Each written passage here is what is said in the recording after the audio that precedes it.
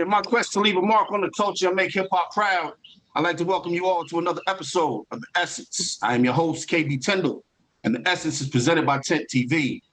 Today, I have an alumni guest on the show, a Buffalo, New York MC who's been making her rounds on plenty of platforms lately. She's been featured on DREWSKI'S You Heard segment on New York's Hot 97 and the Rappers Out of Control show on Shade 45. Most recently, she was chosen by the God himself, the RZA, as one of the 12 MCs out of 10,000 entries to be a part of his Wu-TANG Clan SAGA Continues CYPHER, which aired on the legendary Sway in the Morning show. She is no stranger to spitting alongside some of the hardest MCs, and she's always promoting positivity by bigging up the women of the world as identified by the acronym of her name, Beautiful United Ladies Living Independently. Ladies and gentlemen, welcome back to this episode of The Essence, the one and only Pretty Bulli. Your introductions never fail me. I love your intros. I'm over here smiling. Oh, thank you. You know, I gotta bring you in right. You know what I'm saying? I feel like if you deserve it, you deserve it. You know what I mean? Understood. I appreciate you. Yes, I'm happy to be back with you. That's a fact. Yeah, absolutely. I'm glad to have you back. First things first, with the last time we spoke, November, December 2022, I hope life and health is treating you well above all, first and foremost. It is. And same to you. Yeah, thank you. I know we're gonna jump right into the Sway in the Morning piece because I know you fanned out a little bit as expected, you know what I mean? Because that's the platform. You know, Heather B was definitely in your corner, heavy. What was that experience like for you, and what did it mean for you to finally touch that legendary Sway in the Morning show platform as an MC? Hoo-wee. Honestly, like you said, I was already fanning out. That was the thing. It was just it was heartwarming to be embraced by them, to be in the same room as them. They were so cool and down to earth. You know what I mean? So just like the experience has been unmatched thus far. I will never forget that day. Never. Yeah. Like I can't explain how I felt, even from the blackout moment where I had people I wanted to shout out, talk about my project. None of that came out. So that 8 bars of silence, that's what that was. So it was actually a lot that was going on through my head. I was just so excited the whole time, and it was beautiful. I can't describe it no other way than that. Yeah, that's got to be a once in a lifetime thing for artists. You know what I'm saying? Especially for pure MCs to go up there and get that love. You know what I mean? That's got to be incredible. Definitely. I'm glad that happened for you. For real. Thank you. Yeah, no doubt. Now I know Ninth Wonder, Sway and Tech, and RZA collectively they chose these 12 MCs, and on that day only 11 showed up. I'd like to know who the other MC was that didn't show up on that, but they chose these 12 MCs. It was actually around the time they had all of the fires that were going on. I believe he was from Canada, so he couldn't make it. So it was actually something big that stopped them, because we were saying the same thing, like, hey, we missing one, So I never got to meet. I don't even know I think it was a male though, because it was only 2 women. So yeah, I never got to meet them either, but he did have a reason. Yeah. Okay. Then that's definitely a valid reason. Okay. So it was to be a part of the Wu-TANG Clan Saga, the Saga CYPHER Continues. What was the actual process like on your part to be chosen as one of the final 12? Like, were there some levels to this shit, or was it just submit your tracks and hope for the call? Well, okay, actually, shout out to Elvis. He actually sent me the beat. It wasn't even a beat. It was a song. It was a song with all the members on it. Every member that I mentioned in my verse, they were already on the track. And it was only like a 16-bar space opening in the beginning. So he sent it to me. He was like, yeah, you need to do a verse to this. Not can you, not you should. Just, you need to do this. You know, so when I wrote it, I was actually writing it, and I tend to overthink things a lot when I'm writing. I'm not gonna hold you.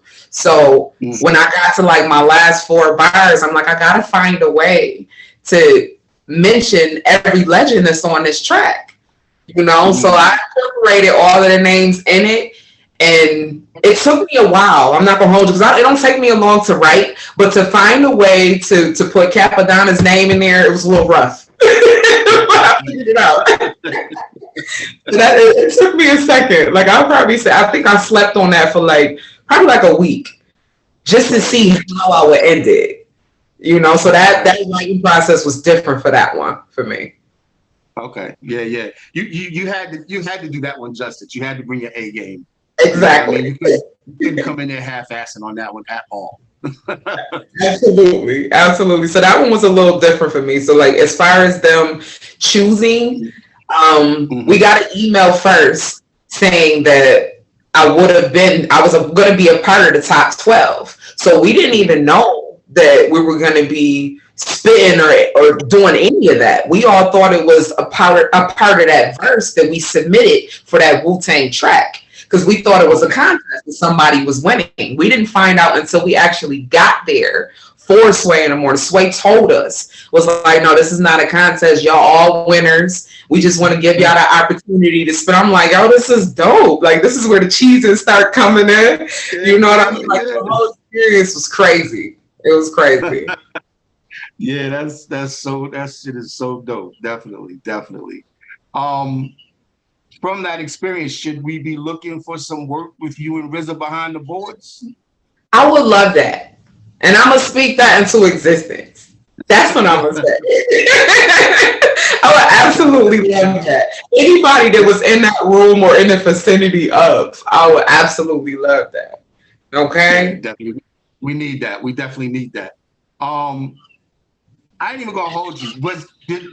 Was it by design that the video that came on YouTube with everybody spitting that you were last?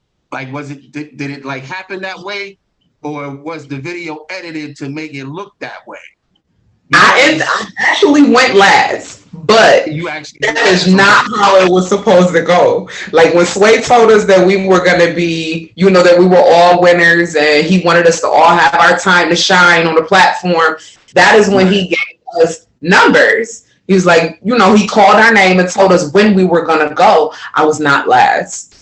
I wasn't. So when we got in that room and like we were having like, you know, you have the interludes for the commercials or whatever have you, and he was just calling MCs up. So we were just going with it.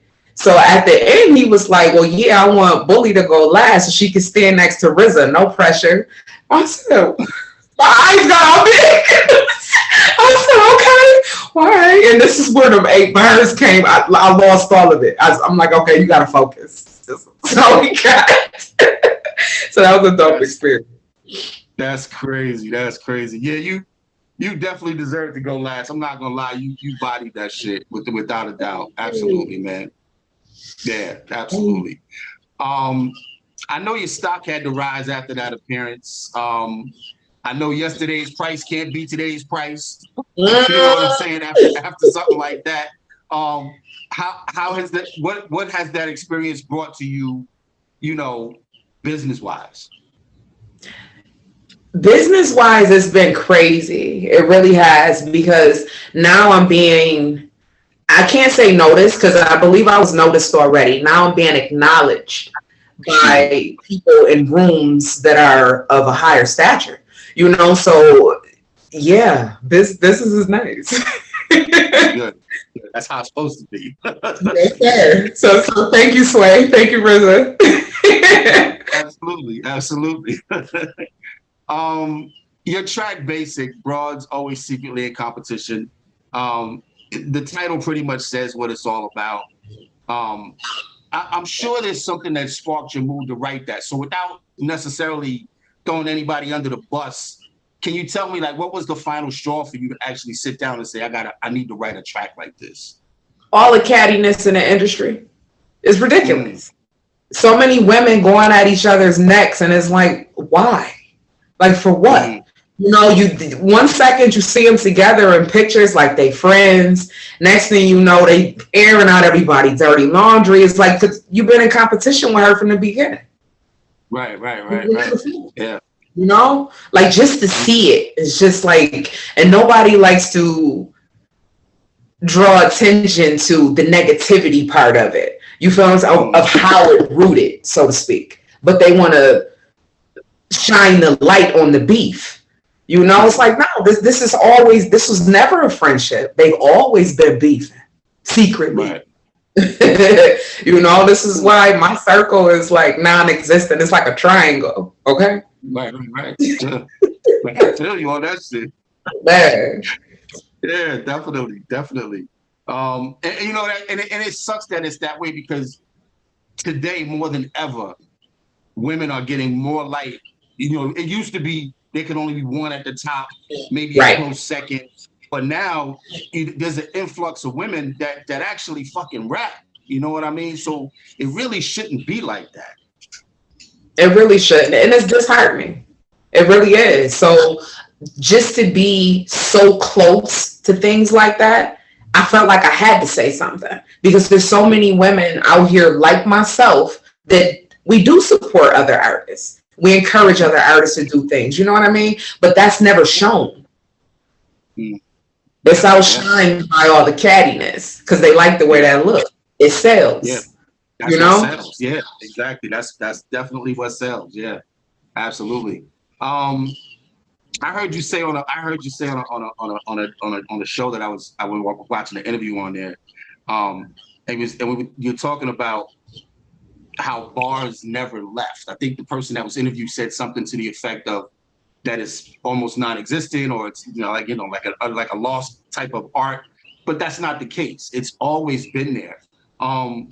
In your process, like who's the people that you still listen to that still give you motivation, even if it's somebody from hella way back in the day? Like, who do you still listen to that makes you want to keep that pen sharp? Jada. I could absolutely, but like even today, I might work driving and my instrumentals popped up. Jada instrumentals come on immediately. I start thinking of all type of stuff. I don't know what it is. It's something about Jadakiss. He put some fuel into me. Definitely. The track "She's a Problem" is definitely a problem. I wish it was longer. That was kind of spazzing out on that joint. It sounded like you just needed to get something off your chest real quick. Was that the case for that one? Well, you know what? I knew I was already done with the project. Then and Now was complete. And I felt like it needed a little more, but I didn't want to give too much. So it was short on purpose. You know, at first I actually wanted to, the beat was so hard. I couldn't really put together, like sometimes you can hear just bars, sometimes you hear a song. This was just bars for me. I didn't hear a song, you know. So when I was talking to a kid called Quest, shout out to him, I was talking to him, I'm like, yeah, well, I started it off and I got a 16, you know, just to let him know what I had. And he was like, yo, I think you should keep it like that. Let's use it as an intro. I said, oh, you might be on to something. So I actually stopped the writing process. I was ready to keep going. You know, he was like, no, we just gonna give him a little bit. So shout out to him for that. Yeah, no doubt. Definitely. Just give him a little taste. Mm-hmm. You got the new album getting ready to come, Then and Now, ready to drop March 29th. I know it was produced entirely by Kid Called Quest. How did it all come to fruition? Like the title, what you're going to choose as the first single, if there's any features on it, because I know you're not big on a lot of features. And why did you choose just one producer? Okay, well, this actually didn't start as a project. We knew back in 2021 when I actually met Quest. I was introduced to him by my manager, Dame. He took me to the studio, and I think I picked like 7 beats from him. I picked 7, and the first one was Simplicity. So that was the first track I did with him, and we were just kind of, I did the same thing I did with Castle Money Beats with Duffel Bag Bulli.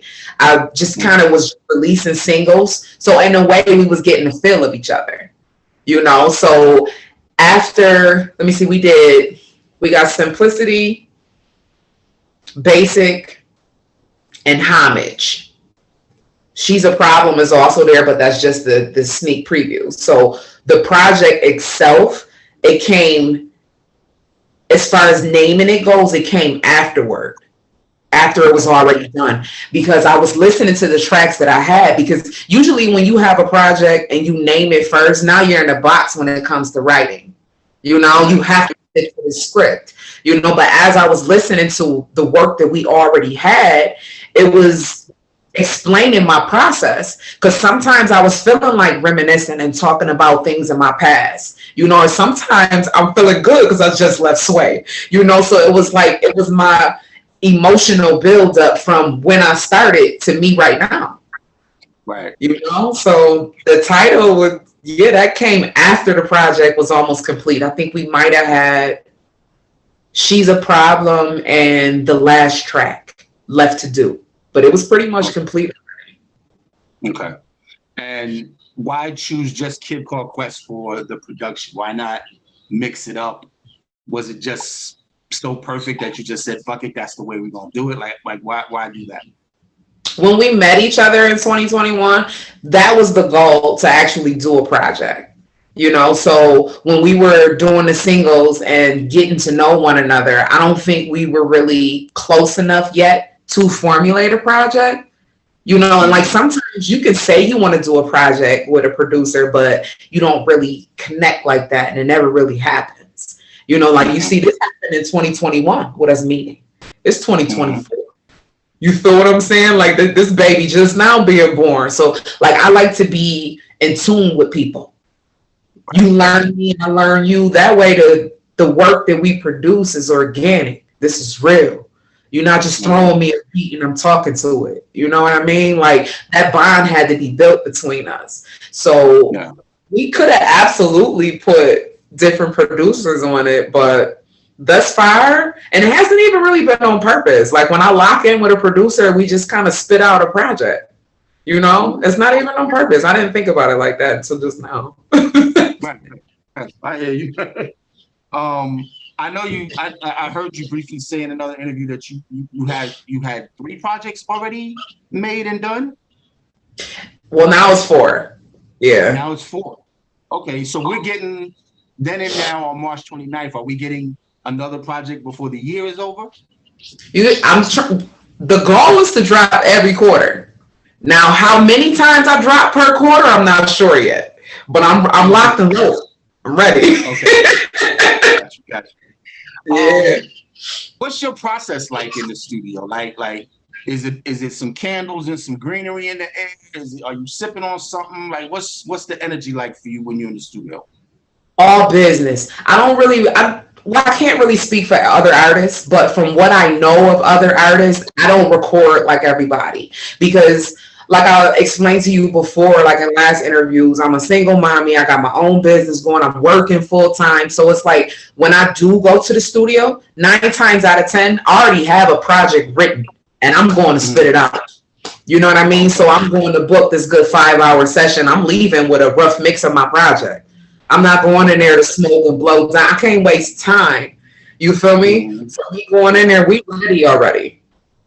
Yeah, we going to work. Yeah, absolutely. So at the beginning of an interview that I saw also, because you know me, I do my research, so I've been blacking out just searching and watching shit about you the last couple of days. I saw at the beginning, I saw an ad for Bulli Bites, infused eats and treats and more. Is that something that you still produce? And if so, tell us a little bit about that. That is the business I speak of. Yes, sir. Yeah, so basically I do a lot of soul food cooking and sweets, cookies and cakes and pies and things like that. So anything that I can make regular with Bully Bites, it is also infused, depending on how you want it. I cater parties, girls' nights. And so if they want it to be extra special, we can have it that way. If you just want it regular, we'll do it that way. You know, you get people action. I might have to tap in with you on that. I got a big sweet tooth. Ooh. You better talk to me. I got you. No doubt. Um, your bars for breakfast segments crazy. I'm always tapped in when you post one of those.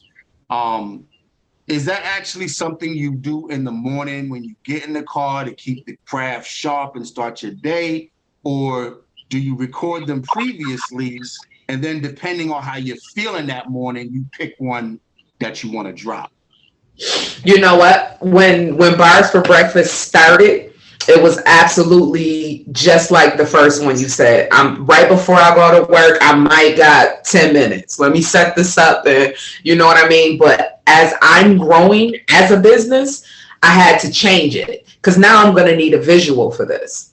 I don't want to go over an industry beat. So now I have chosen a beat to do this bars for breakfast for, which means initially I need to record it. So now I can put this in streaming platforms, you know, so now it's changing.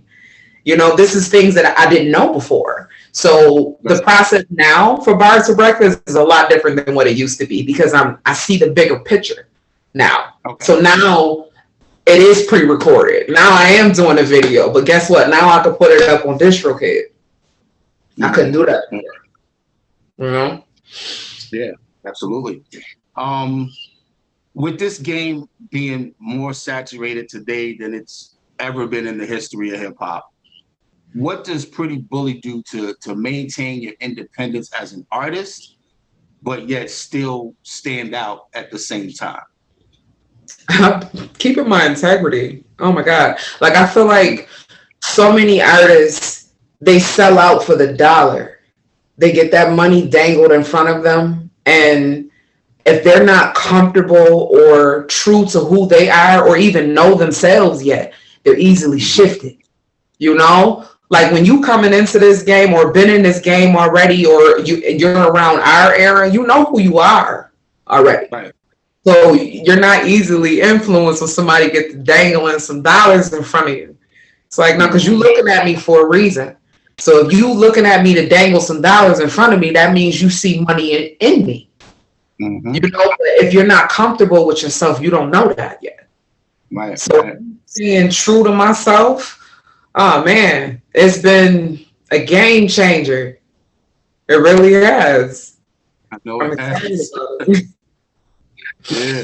I think you when you talked about your demographic of how the people that listen to your music, the gender, you know, how the women attract to more of the reality stuff and how the dudes attract the bully, like that's it in a nutshell. You know what I mean? Like I love both. I love hearing people tell their true stories. I love concept projects, you know, and things of that nature. But when you start talking that shit, that's Understood. that's what I want to hear. I want to hear you talk that shit. You know what I mean? So Understood. I can identify with that. And which do you kind of like vibe off of the most? I mean, I know you like both, but which do you like get hungry for when you go in the studio? Do you like kind of break it up and say I need to give them some bully and then I also need to give them some true stuff, or do you lean one way or more, you know, towards the other? It really depends on my mood and the beat that I hear. You know, because Okay. sometimes the beat is telling me you get a stink face immediately. It's like, oh yeah, this is all barbs. You can hear it, you can feel it, you know, but sometimes it's like, oh, it make you think of something you went through or, you know, something of that nature. Or maybe I came in and I had a rough day and all I could think about is something like that, you know, but when Right, you right. actually writing music that is real for you, it's going based off how you feel.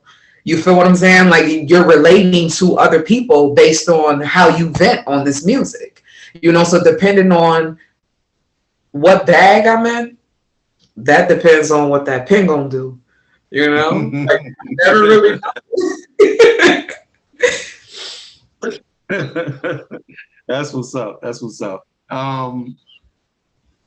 You know, does does the process of making music that is unapologetically yourself, does that ever get frustrating for you when you're trying to reach the next level as an artist, or are you at a point in your career now where you just let that shit just roll off your sleeve and just keep writing just to keep making progress? Just being as transparent as possible. I am honestly just getting to that point. Like for this project, Then and Now, there's a song titled Break. And it's just me talking about things that I went through that didn't break me. You know, this song, to listen to it now, it still makes me cringe a little bit. This is how I know I tapped into something vulnerable that I usually don't. You know, so I'm just now getting to this point where I'm okay with being vulnerable in music. It was usually so structured, like it's still being me, but I was only telling what I wanted to tell. Now I'm telling how I actually feel. You know, this is new. Cause my shoulders go up when I hear the song, cause it's like I'm not used to telling people that much about me. You know, so I'm actually just arriving. Just getting here. But it's not a bad thing. It's got to feel good to be in that space, though. You know what I mean? Like that's the evolution of you, not only as a person but as an artist as well. Yes. You know, so it's gotta feel good being in that space. It does. It feels like growth. It really does. Like when you can feel your own growth, that's when you start to get in a glow. It's like, okay, I like it here. No doubt. Definitely. Which do you like more if you had to pick one? The studio or the stage? The stage all day. That's a different monster. That's a whole different monster. Like I black out on stage. Right. I really do, because it's like the adrenaline from being in the studio is scripted. You know, I don't necessarily mean by being written or things of that nature, but it's controlled. You have to stay still, you know, because you have to control your voice and the outcome of this record. But being on stage and connecting with people, you don't have to perform the song like it was done in the studio. It's just, yeah, that hit different. I take the stage. No doubt. When was the last time you wrote a poem? Oh, shout out to P.A. Dre. I actually have a concept project coming with him this year, and a poem is how we ended it. I wanted to tap back into it, you know, because I hadn't done it in a while. So this is me revisiting that, and it felt good. It did. Like that feel. Yeah. It's like a free flow of writing. You know, you're not following a beat. It's just writing. That was nice. I want to tap back into that. That was a good feeling. That's what's up. Last question. Pop turned 50 since the last time we spoke. And I always ask this question because it changes as we evolve in some ways, right? And then in some ways it always stays the same as well because of the essence of things and the root of how we got involved in this art form. So tell me, what does hip hop mean to you? Hip hop is still life to me. It is everything. It's a way of life, a way that we express ourselves. You know, it's a community. It's a family. You know, hip hop is an upbringing for us. This is our history in the making. You know, like the hip hop is the shit, for lack of better words. Definitely. One more. Would you say that the Sway in the Morning show has now, so far, quote unquote, become your most memorable moment as an artist? For myself, yes. Now, there's been people that have been watching my career and they feel otherwise. But for me, absolutely. That has been unmatched thus far. That's the All right, Bulli, anything else you want to let the people know? Then and Now, produced by Kid Clark Quest, is dropping March 29th. That baby coming, and more to follow. You know we're going to be tapped in on that on this side. Absolutely. It's always a pleasure talking to you, Queen. Thank you once again for gracing us Thank Keep doing you. what you're doing out there. Keep killing them with them bars. Let them know that hip hop is alive. Yes, it is. Yes, it is.